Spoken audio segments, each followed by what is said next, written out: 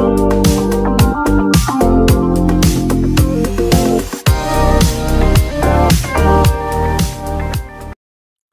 semua, salam sejahtera Malaysia, tuan-tuan dan puan-puan yang amat dihormati sekalian. Sebelum ini kita mendengar pertuduhan yang diterima oleh Presiden Bersatu ataupun Pengerusi Perikatan Nasional yang juga bekas Perdana Menteri. Dan baru-baru ini, yang terkini, Muhyiddin Yassin, Pengerusi Perikatan Nasional. Muhyiddin kemuka permohonan batal 3 kes pengubahan wang haram. Satu artikel dari Malaysia Kini. Bekas Perdana Menteri Muhyiddin Yassin akan memfailkan permohonan untuk membatalkan 3 pertuduhan pengubahan wang haram ke atas dirinya.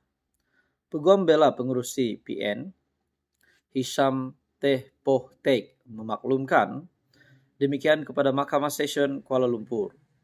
Sebelum ini pada 15 Ogos, Mahkamah Tinggi Kuala Lumpur membenarkan permohonan Muhyiddin untuk membatalkan 4 pertuduhan salah guna kuasa terhadapnya yang dikaitkan dengan program Jana Wibawa.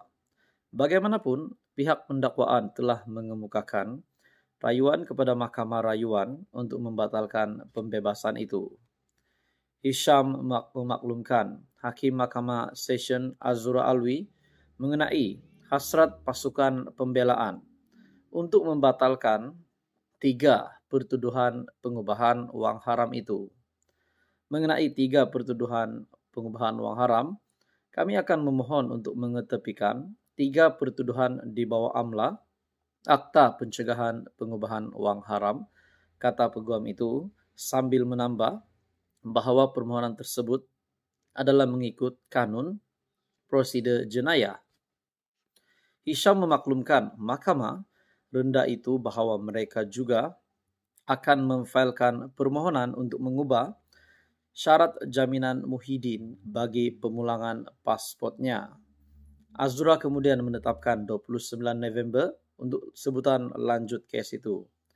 Muhyiddin yang berdepan 4 pertuduhan salah guna kuasa yang dirangka di bawah Seksyen 23 dalam kurungan 1 Akta SPRM 2009, dia didakwa menggunakan kedudukan sebagai Perdana Menteri ketika itu dan Presiden Bersatu untuk dorongan RM232.5 juta daripada 3 syarikat dan seorang individu antara 1 Mac 2020 dan 20 Ogos 2021.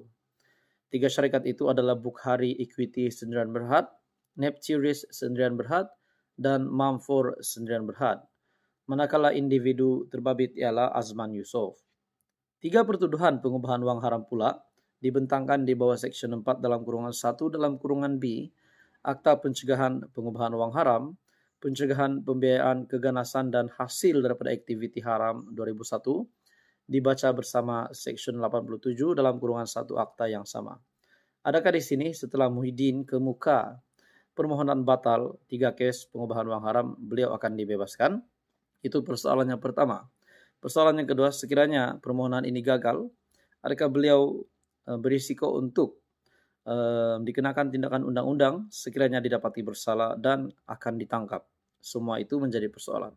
Tonton dan puan, satu artikel dari Malaysia Kini, Muhyiddin kemuka permohonan batal 3 kes pengubahan wang haram. Sekian saja, teruskan bersama di dalam channel ini.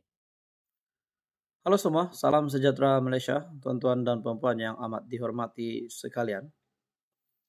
Sudah pasti sebelum ini kita mendengar di media yang menyebutkan isu 3R ini seringkali dimainkan oleh ahli politik.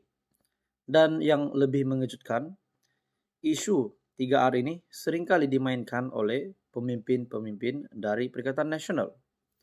Sudah pasti nama Hadi Awang juga kita pernah dengar dapat dikaitkan dengan isu 3R.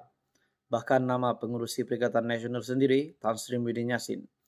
Dan juga bekas Perdana Menteri 2 kali yaitu Tun Dr. Mahathir Mohamad juga pernah dikaitkan dengan isu 3R ini. Nah, tuan-tuan dan puan yang amat dihormati sekalian, satu artikel di mana berkaitan dengan 3R, PDRM akan ambil tindakan berdasarkan tata cara dan peraturan. Satu artikel dari Sinar Harian detik.com. Artikel ini menyebut tindakan polis Diraja Malaysia ataupun PDRM terhadap mana-mana individu yang melakukan kesalahan membabitkan isu 3R adalah berdasarkan tata cara dan peraturan yang termaktub, kata Timbalan Menteri Dalam Negeri Datuk Seri Dr. Syamsul Anwar Nasara ketika menggulung perbahasan usul kajian separuh penggal RMK12 bagi kementerian itu. Beliau berkata tindakan tegas akan diambil terhadap individu yang mengeksploitasi isu 3R tanpa mengira latar belakang, status, atau kedudukan. Kita juga pernah mendengar titah daripada Sultan. Titah Sultan yang kita dapat lihat bahwa menghalang ataupun tidak bersetuju dengan isu 3R ini dimainkan. Pada akhirnya saudara-saudara, beberapa nama besar kepimpinan politik di Malaysia dikaitkan dengan isu ini juga, terutamanya dari kepimpinan Perikatan Nasional. Jadi melalui artikel ini, adakah kepimpinan politik yang memainkan isu 3R ini berisiko untuk ditangkap ataupun dikenakan tindakan undang-undang? Dalam artikel ini lagi, apa sahaja keputusan dan tindakan yang dibuat oleh Kementerian Dalam Negeri, kita punya tata cara dan peraturan yang termaktub dalam undang-undang sedia ada. Kita sentiasa komited dan mendukung hak kebebasan bersuara sebagaimana yang ada dalam perlembagaan persekutuan selagi ia mematuhi peraturan-peraturan yang ditetapkan. Sebab itu, mana-mana pihak yang ingin mengelak daripada diambil tindakan, patuhilah peraturan yang ada, katanya di Dewan Rakyat. Bagi saya ini satu lagi keputusan yang mengejutkan. Beliau juga berkata demikian bagi menjawab celahan Muhammad Sani Hamzan, PH, Hulu Langat, yang mencadangkan agar PDRM menahan pihak yang mempermain isu 3R sekiranya menerima laporan. Syamsul Anwar berkata, kesalahan melibatkan isu 3R dinyatakan dengan jelas dan termaktub dalam Akta Hasutan 1948, Kanun Keseksaan Akta 574, serta Akta Komunikasi dan Multimedia 1998. Pihak kerajaan dan PDRM terbuka serta bersedia memberi penjelasan mengenai perkara itu sekiranya pihak pembangkang mahukan maklumat lanjut. Katanya ketika menjawab soalan mengenai parameter berkaitan kesalahan melibatkan isu 3R yang dibangkitkan oleh Datuk Dr. Radzi Jidin, PN Putrajaya, dan Dr. Abdul Ghani, PN Jerlun. Beliau juga berkata Kementerian Dalam Negeri sedang melaksanakan kajian bagi membangunkan sistem kawalan sempadan negara yang dilengkapi sistem pengawasan terkini dan teknologi kecerdasan buatan AI bagi membolehkan operasi tanpa pengawasan, proses pintar, kemudahan penyebaran, serta pengawasan sepanjang masa bagi melindungi sempadan darat dan maritim.